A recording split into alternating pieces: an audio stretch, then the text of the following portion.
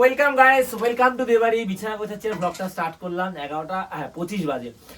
আজকে সবাই ঘুম থেকে উঠেছে 9টা 9:30টার পরে। প্রচন্ড ঠান্ডাটা বেশি হয়েছে কারণ একে তো এমনি টেম্পারেচার লো, তার মধ্যে হাওয়া দিচ্ছিল। আমি তো ফুটবল খেলতে গেছিলাম, আমাদের আজকে ভেবেছিলাম যে সবাই আসবে না কালকে পিকনিক করার পরে, কিন্তু হয়েছে 10 জন হয়েছে পুরো। তো খেললাম, এসে কম্বলটা ঢুকে এত ব্লগ এডিট করছিলাম। বাবা হচ্ছে আগে বিছানা গুছা, এখন সবাই একে একে উঠে কাজকর্ম শুরু করেছে। বিছানাটা গুছিয়ে দিই আমি আগে। আজকের ব্রেকফাস্টে এই ভাজা ফুলকপি, আলু, শিম, বিনস এইসব দিয়ে, আর হচ্ছে কি মসুর ডাল আছে, এই দিয়েই খাবো। চলো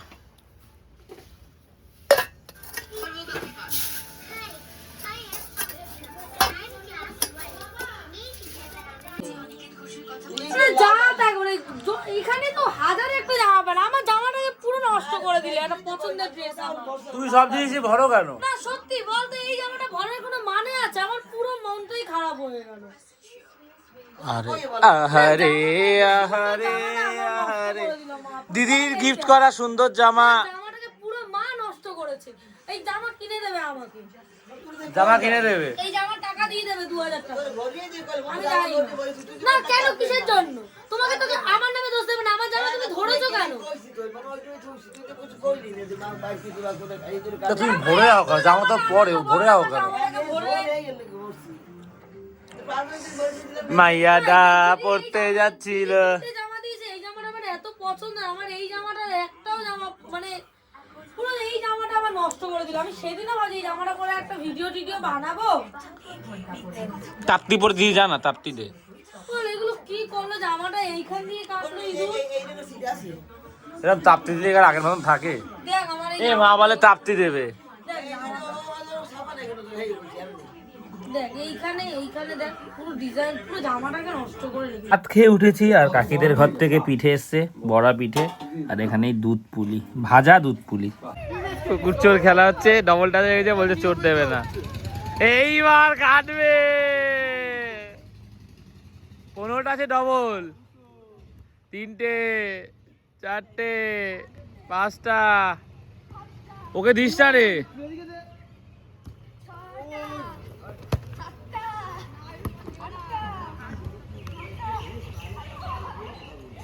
দশটা 13 14 15 ডবল খাটনি। আমরা আজকে যে 10 জন খেলেছি তার ফটো দেখছি, আর কম্বলটা বার করে নিয়েছি, চায়ের কাপ সাথে। এই দেখো পড়ে যাচ্ছে, একটু দেখাই স্মৃতি হিসাবে থাক। ব্লগের নাম বলি প্রত্যেকের। এটা পিকু, এটা কাকার কিন্তু অনেক বয়স, কাকার বড় ছেলে আছে, তাও কাকা ফুটবল ভালোবাসে আসে। রিতেশ, শুভ, সন্দীপন, এটা আমি, এটা টম, ভালো নাম রোহিত, এটা জয়, এটা হচ্ছে গিয়ে ঈশান। সো এই হচ্ছে আমাদের আজকে খেলা হয়েছে। আর একজন আসেনি, তার নাম হচ্ছে বাউলি আকাশ। টোটাল 10 জন। 2:30টা বাজে, সেই ঠান্ডা লাগছে, কি হাওয়া দিচ্ছে। যাচ্ছি দোকানে বাবাকে ভাত আর মটর দিয়ে আসতে। আর পেঁয়াজ টাজকে এই বেড়াতে পাইনি, দোকানটা বন্ধ ছিল, যেখানে কম দামে পায়। তো স্টেশনে একটা দোকান থেকে কম দামে কিনেছে, বেশি করে কিনলে একটু কম দামে দেয়। তো ওটা নিয়ে আসতে হবে, মা কেটে দেবে, আবার আমাকে নিয়ে যেতে হবে। স্নানটা করলে ভালো। তো ভাবছি স্নান করবো না, বিশাল ঠান্ডা আজকে।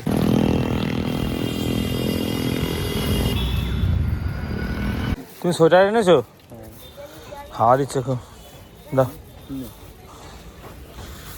নিয়েছো ব্যাগটা মানে কি কি আছে? ভাত, মটর আর একটা আটার প্যাকেট।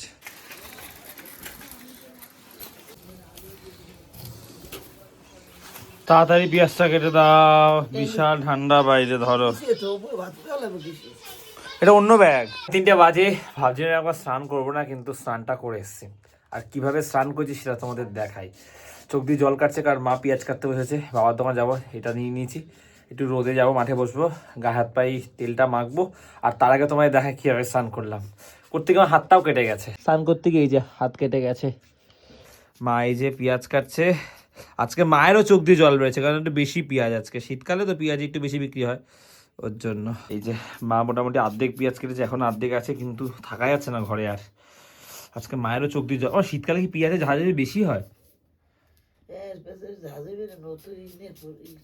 হ্যাঁ, থাকা যাচ্ছে না, কারণ মায়ের খুব একটা চোখ দিয়ে জল বেরোয় না। আজকে মায়ের চোখ দিয়েও জল বেরোচ্ছে।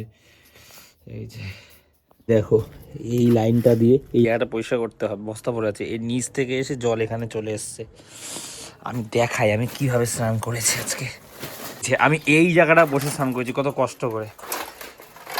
এই যে আমাদের পাইপটা একটা এই 30 টাকার ইসে কিনেছিলাম, নাম ভুলে গেলাম, এটা দিয়ে তো এখানে আটকানো থাকে প্লাস্টিকের।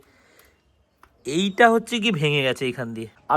আমি পাম্পের সুইচটা দিয়েছি, দেখি জল এখান থেকে পড়ছে, আওয়াজ আসছে, তাহলে তো পাইপটা খুলে গেছে। এখানে এসে দেখি পাইপটা মানে যে একটা নল দিয়ে আটকানো ছিল সেটাই ভেঙে গেছে। কি করব এখন? ট্যাঙ্কের জল তো খুব ঠান্ডা, হলো স্নানটা করেই নি, স্নান না করাটা ঠিক হবে না। তো ওইখানে বসে স্নান করতে গেছি আর আমি উল্টে পড়ে গেছি, দেওয়ালে ঘষা খেয়ে হাতটা কেটে গেছে।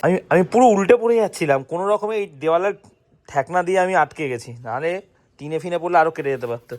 এইটা খুলছে না, রং লেগে না শক্ত হয়ে গেছে, এটাকে খুলতে হবে, খুলে নতুন একটা আনতে হবে। এ আর দুপুরে দিকে চল, তোরা কি করছিস এখানে?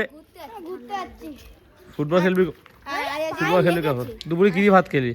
আমি বিরিয়ানি মাছ। মাঠে এসছি আমি একটু রোদে বসে হাত পায়ে চুকিয়ে তেল মাখবো বলে, মাঠের অবস্থা দেখো, বেলা হয়ে গেছে না, কোনো রোদ নেই মাঠের মধ্যে, উল্টে ঠান্ডা লাগছে।